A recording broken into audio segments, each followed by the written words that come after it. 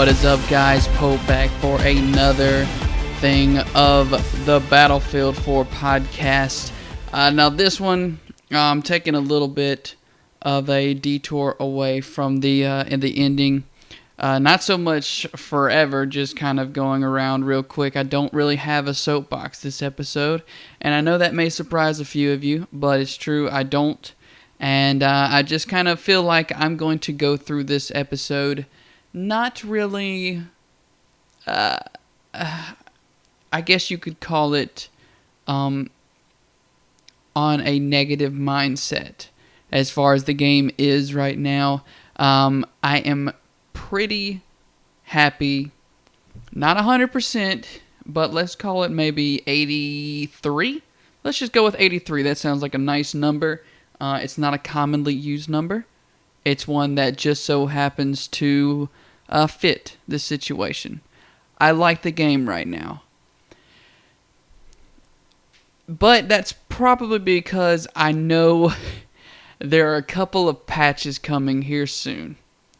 There are right now some not so powerful guns, and then some that are a little bit more, I guess, easier to use than some. I recently have unlocked the F2000, and it should not be the way that it is. It is a straight shoot. It's a laser beam. This thing has basically zero recoil. It has a lot of damage. It does do a good bit of damage.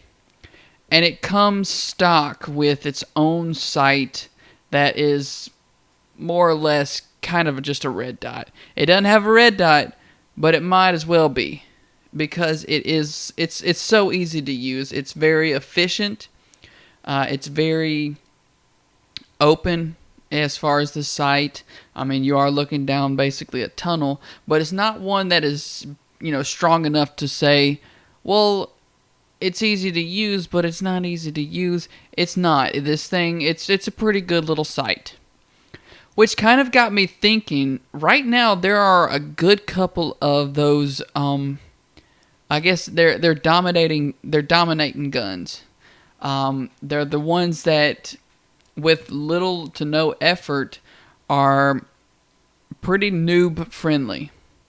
They don't have a lot of recoil. They do a pretty sufficient amount of damage. They spit a good couple of bullets a second. I mean, they're guns that you can pick it up and shoot it right off the bat. If you kind of find yourself in a situation to where you're using it, more than likely it's for the best. So that kind of got me thinking now, how long is it going to take for DICE and for Battlefield to patch these guns to make them not so noob friendly? I mean, of course you got your LMGs that are not as lightly shot as others, like your assault rifles. You have some PDWs that are like that. Some that if you pull the trigger, it's gonna fly all over the place. So that kind of leaves you in the aspect of, well, what's next? What are they gonna do to these guns to make them not like that? And I think a patch is coming pretty soon. That way it can that whole situation gets fixed. I know DICE and I know some players, especially some players, if you go back as far as Battlefield 3, some players, whenever, I'm trying to remember what gun it was, but there was a gun that, the uses. It wasn't, it was crazy as far as the recoil, but the frag rounds were just unbelievable. It was, I think Battlefield Friends did a segment on it. It was a godlike gun, which is why I can now see why that gun is a pickup only gun now in Battlefield 4. But the patch came, I wouldn't say too late, because it came at the peak of the Battlefield, I guess, fan base. whenever everyone was really starting to get into Battlefield 3, that's whenever it came. But it came in a sense that when it finally came, people were, yes, it was a sigh of relief. Everyone was excited that this gun had finally gotten what it deserved. And there's a couple other guns that are in Battlefield 4 that are, I think you're going to start seeing some nerfing as far as the power, as far as the recoil, and things like that. I think it's coming. All of the ACE guns are you can use it while you can, because I see these guns getting maybe not so much a dramatic nerf, but possibly a good size nerf to where it's a little bit more. I don't want to say realistic, because I don't have these guns in real life. These are not guns that I shoot on a daily basis at my own house. They can't be the way that that they're being shot right now, and I think we're going to start seeing some nerfing done now that the game has kind of calmed down and everyone's kind of focusing more on the inside of the game, instead of, well, I can't get into this, or I can't do that, or this game keeps crashing. I think we're going to start seeing some fixes, and I don't know when, but at the same point, I know it's coming soon. You saw DICE made the comment, we're not putting out another expansion pack until the game is quote-unquote fixed. And now that Second Assault is finally out, that was the I guess the breather for DICE. And that's why we're going to start seeing some of the quote-unquote fixes as far as the game style. People are going to start changing things up whenever the patches come. We already saw a nerfing, or not a nerf, but a buffing in the DMRs. But I think it's coming soon, guys. So this is, I guess, a public announcement. Use it while you can. That way, whenever it happens, you don't sit around going, well, I wish, what if I had actually used these guns at their prime? Guys, we'll be right back. I'm going to be talking about air fights and why I believe that they are almost non-existent now in Battlefield 4 compared to Battlefield 3. This is the Battlefield 4 podcast.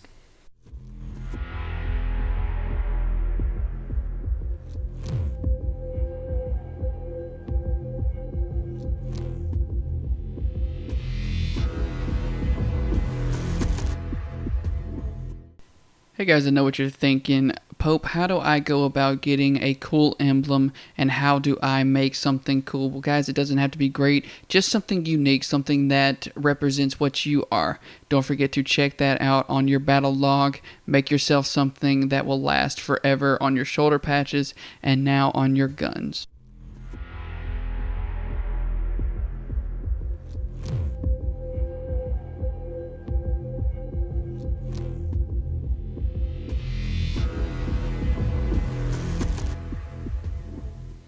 Alright guys, and we are back, and I have voiced my opinion on air vehicles.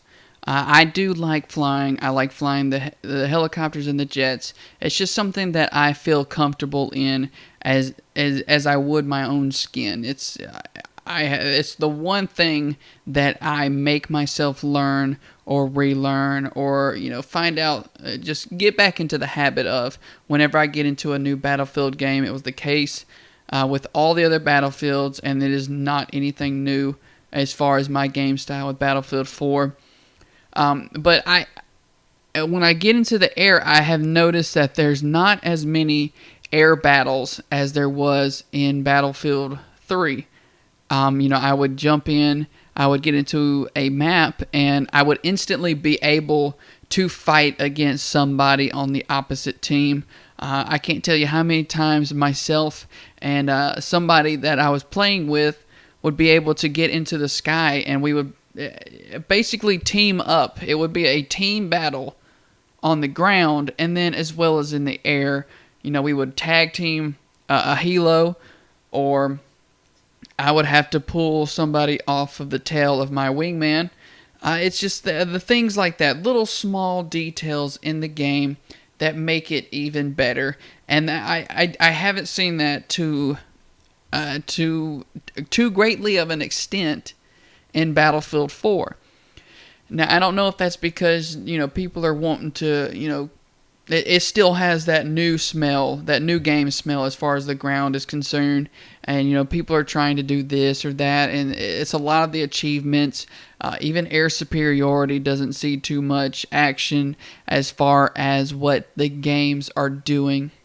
But I feel like we need to get back into this. We need to have that again. It is something, like I said, it's something that I have enjoyed. Again, it's all a personal opinion of myself.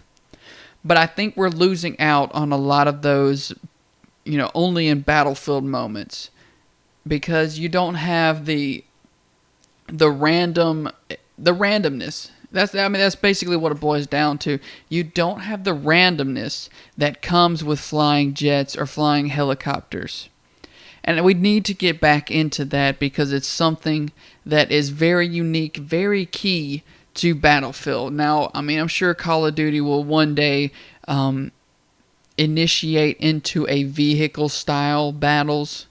You'll have that whole aspect as far as the ground game with tanks and things like that. But I think you're going to see the uniqueness of Battlefield almost signaturized in Battlefield 4 with the jets and helos. It's just something that not many people get. You could almost call it a prestige club. Not many people do it. Not many people want to because of the whole new game smell. It's just something that us few do. And if you're a pilot, it's one of those. I can't remember what game it was, but you were constantly battling over what vehicles to get into. Not many people went for the jets. Not many people went for the helos. I say that Battlefield 3 was pretty bad, and if you're one of those people, I have it out for you. But you only had a few times where people would get into the helicopters and fly off and then jump out. You see it in the jets as well. All they really know how to do is take off and jump out. Point it in the right direction, get out while you can. That way you don't slam into the ground. But it wastes, it's vehicle wasting, and it's one of the things that I have been so critical about. It is not something that I hold dear.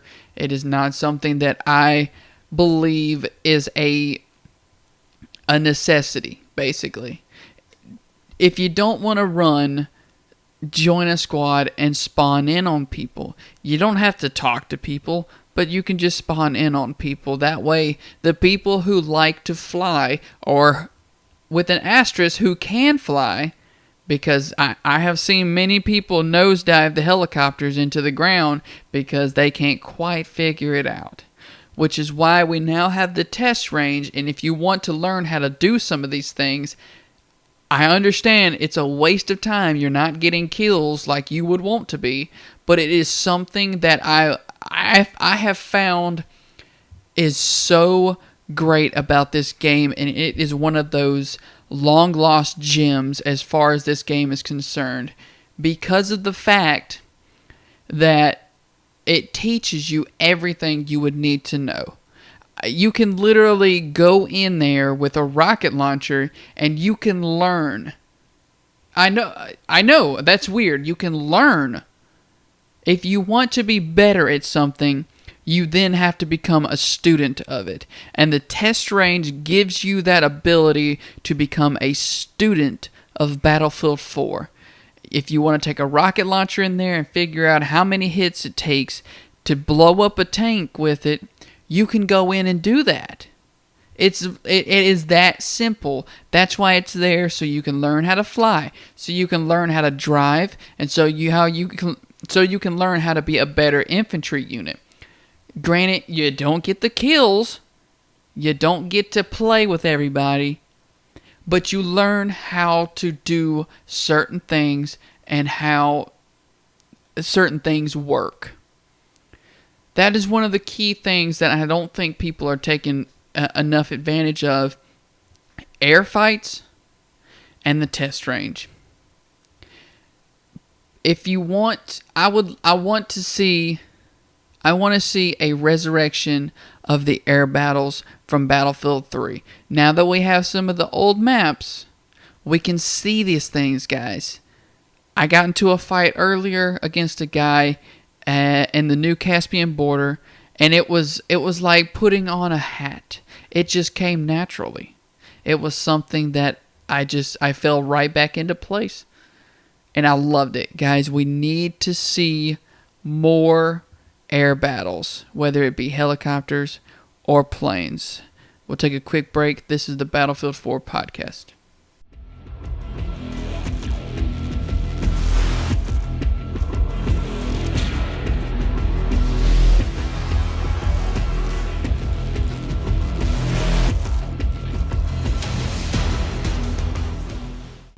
Hey guys, I know I'm going to get into a lot of trouble with myself over this, guys, but I would love to play with you on Battlefield 4 as far as PlayStation 4 is concerned, guys. Hit me up, add me as a friend, _Pope890. I've got plenty of room for all of you guys.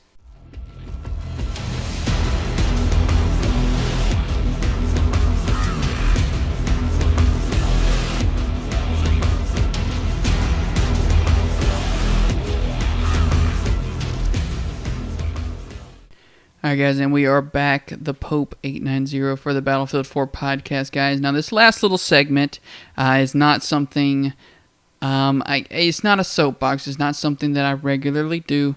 It's just something, I'm just going to carry on the conversation, not really go into a whole new scheme of this whole podcast, guys. But I wanted to talk a little bit about the new Metro and the chaos that I have seen in that map. It has gotten unbelievably crazy. If you haven't checked out your assignments, I have figured out why. The F2000, in order to unlock, you have to get, I think it boils down to 10, I think it's 10 kill assists. You need 2 kill assist ribbons, which is 5 kill assists each. And then you need 10 kills all inside of Metro. Now I understand, it sounds pretty easy. I did it my first try, but I know some people who are still to this day trying. It's something that I honestly feel lucky because I accomplished it. Just because I know it's not that easy of a feat to complete. And so props to you if you've done it, and I'm still behind you. It's something you can do if you are still trying, guys. But the kill assist kind of, and people are trying to find every way to get this. And the way I did it myself was I used the AM airburst. I basically just sat in a corner and fired that thing into a hallway, into the staircasing over on Bravo Flag, and I basically accumulated these kill assists, and that was how I did it. I would, of course I would get kills with it, but I found it a lot easier to use the airburst because you don't run the risk of the first hit kills, basically, with the grenade launchers. So with that said, everyone is using either the grenade launcher or the airburst. So you have explosions going off 24/7. It just happens. It happens that way. So I would say the chaos in it has reached it's reached 11. It has gone completely past 10, and we are now at code 11 with the explosion percentage in the Metro, the new Metro now. So it's just, this is something that has gotten a little out of hand, at least right now. We need to take a step back, calm ourselves, and we got to quit with the explosions, guys. It's just it's gotten bad now. So let's just take a step back, and let's just work on doing the objective, because I got my defib medal on Metro because of this. I got a MedPack medal on Metro because of this. There's constantly explosions. There's constantly people to be picked up, and it's a hassle, guys. Well, guys, that's going to do it for me for the podcast. Don't forget to check out all the links down below. If you're looking for an awesome clan, I would promote snsclan.com right now. That is the clan that I am a part of. So that's just something to go check out, guys. Don't forget to add me on your Twitter, follow, do whatever you feel like doing. Don't forget to like and subscribe my YouTube. That way you guys get the updates on all of my podcasts that I come out with. But guys, that's going to do it for me for the Battlefield 4 podcast, guys. My name is the Pope 890, and I will catch you guys later.